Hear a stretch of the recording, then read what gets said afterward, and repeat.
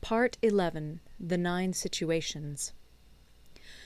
Sun Tzu said, "The art of war recognizes 9 varieties of ground. 1. Dispersive ground. 2. Facile ground. 3. Contentious ground. 4. Open ground. 5. Ground of intersecting highways. 6. Serious ground. 7. Difficult ground. 8. Hemmed-in ground. 9.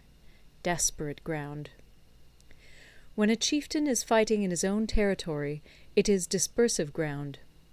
When he has penetrated into hostile territory, but to no great distance, it is facile ground. Ground the possession of which imports great advantage to either side is contentious ground. Ground on which each side has liberty of movement is open ground. Ground which forms the key to 3 contiguous states, so that he who occupies it first has most of the empire at his command, is a ground of intersecting highways. When an army has penetrated into the heart of a hostile country, leaving a number of fortified cities in its rear, it is serious ground. Mountain forests, rugged steeps, marshes, and fens, all country that is hard to traverse, this is difficult ground. Ground which is reached through narrow gorges, and from which we can only retire by tortuous paths, so that a small number of the enemy would suffice to crush a large body of our men, this is hemmed-in ground. Ground on which we can only be saved from destruction by fighting without delay is desperate ground. On dispersive ground, therefore, fight not. On facile ground, halt not. On contentious ground, attack not. On open ground, do not try to block the enemy's way. On the ground of intersecting highways, join hands with your allies. On serious ground, gather in plunder. In difficult ground, keep steadily on the march. On hemmed-in ground, resort to stratagem. On desperate ground, fight. Those who were called skilful leaders of old knew how to drive a wedge between the enemy's front and rear, to prevent cooperation between his large and small divisions, to hinder the good troops from rescuing the bad, the officers from rallying their men. When the enemy's men were united, they managed to keep them in disorder. When it was to their advantage, they made a forward move. When otherwise, they stopped still. If asked how to cope with a great host of the enemy in orderly array, and on the point of marching to the attack, I should say, begin by seizing something which your opponent holds dear. Then he will be amenable to your will. Rapidity is the essence of war. Take advantage of the enemy's unreadiness. Make your way by unexpected routes, and attack unguarded spots. The following are the principles to be observed by an invading force. The further you penetrate into a country, the greater will be the solidarity of your troops, and thus the defenders will not prevail against you. Make forays in fertile country in order to supply your army with food. Carefully study the well-being of your men, and do not overtax them. Concentrate your energy and hoard your strength.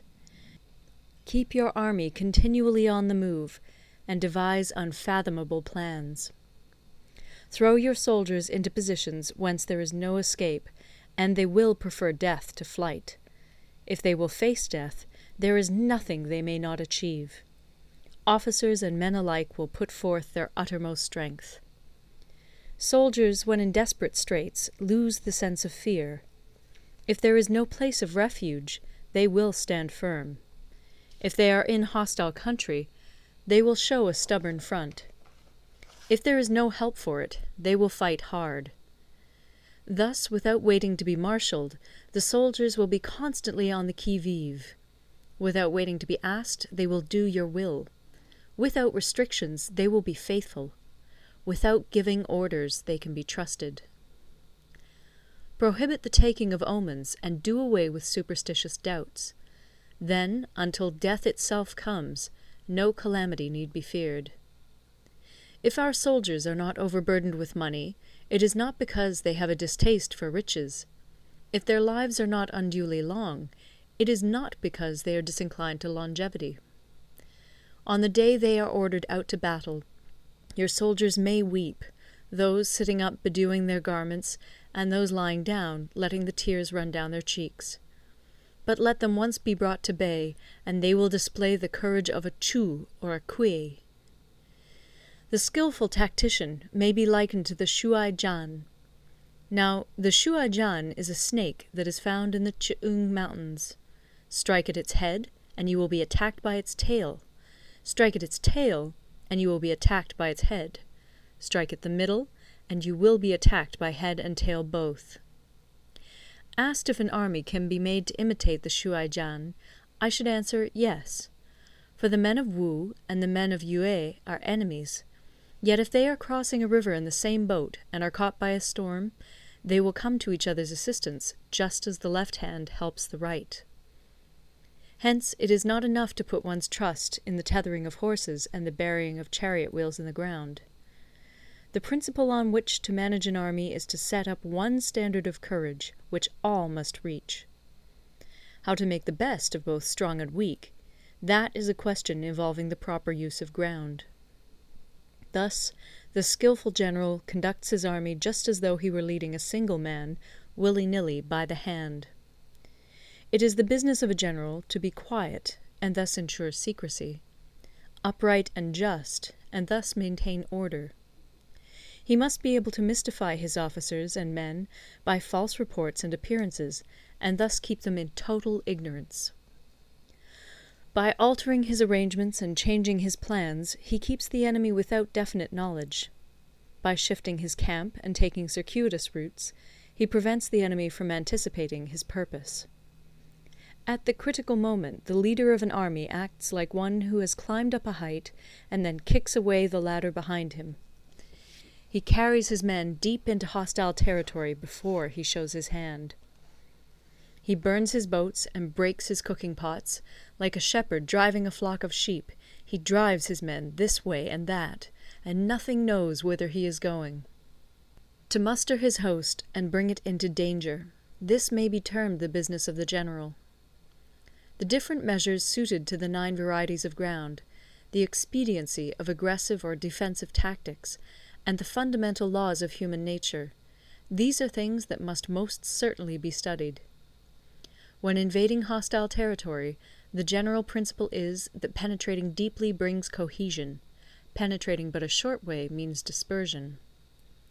When you leave your own country behind and take your army across neighborhood territory, you find yourself on critical ground. When there are means of communication on all 4 sides, the ground is one of intersecting highways. When you penetrate deeply into a country, it is serious ground. When you penetrate but a little way, it is facile ground. When you have the enemy's strongholds on your rear and narrow passes in front, it is hemmed-in ground. When there is no place of refuge at all, it is desperate ground. Therefore, on dispersive ground I would inspire my men with unity of purpose. On facile ground, I would see that there is close connection between all parts of my army. On contentious ground, I would hurry up my rear. On open ground, I would keep a vigilant eye on my defences. On ground of intersecting highways, I would consolidate my alliances. On serious ground, I would try to ensure a continuous stream of supplies. On difficult ground, I would keep pushing on along the road. On hemmed-in ground, I would block any way of retreat. On desperate ground, I would proclaim to my soldiers the hopelessness of saving their lives. For it is the soldier's disposition to offer an obstinate resistance when surrounded, to fight hard when he cannot help himself, and to obey promptly when he has fallen into danger. We cannot enter into alliance with neighbouring princes until we are acquainted with their designs. We are not fit to lead an army on the march unless we are familiar with the face of the country, its mountains and forests, its pitfalls and precipices, its marshes and swamps. We shall be unable to turn natural advantages to account unless we make use of local guides. To be ignored of any one of the following 4 or 5 principles does not befit a warlike prince. When a warlike prince attacks a powerful state, his generalship shows itself in preventing the concentration of the enemy's forces. He overawes his opponents, and their allies are prevented from joining against him. Hence he does not strive to ally himself with all and sundry, nor does he foster the power of other states.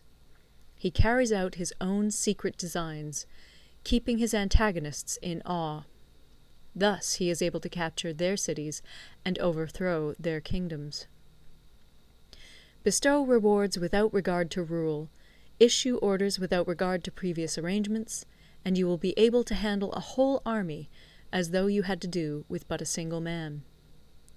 Confront your soldiers with the deed itself. Never let them know your design. When the outlook is bright, bring it before their eyes, but tell them nothing when the situation is gloomy. Place your army in deadly peril, and it will survive. Plunge it into desperate straits, and it will come off in safety. For it is precisely when a force has fallen into harm's way that it is capable of striking a blow for victory. Success in warfare is gained by carefully accommodating ourselves to the enemy's purpose. By persistently hanging on the enemy's flank, we shall succeed in the long run in killing the commander-in-chief.